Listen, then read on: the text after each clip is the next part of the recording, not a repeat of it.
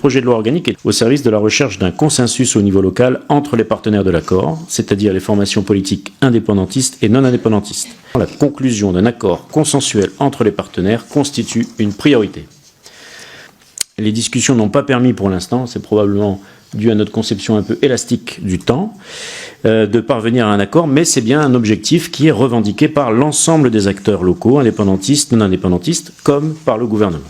Le deuxième motif et le deuxième objectif de ce projet de loi organique est donc de favoriser la recherche du consensus en laissant davantage de temps pour poursuivre les discussions.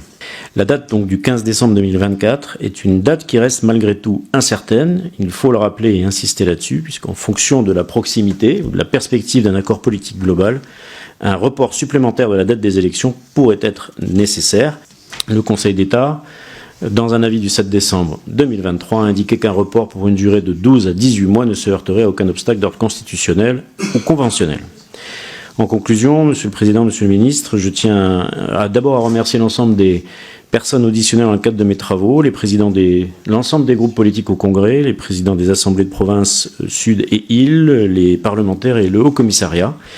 Et je vous invite à adopter ce projet de loi organique qui donne encore une fois le temps nécessaire à la formation du consensus autour d'un nouvel accord tripartite qui constituera, je le souhaite, le futur cadre institutionnel et politique de la Nouvelle-Calédonie et qui donne le temps nécessaire à la modification du corps électoral provincial.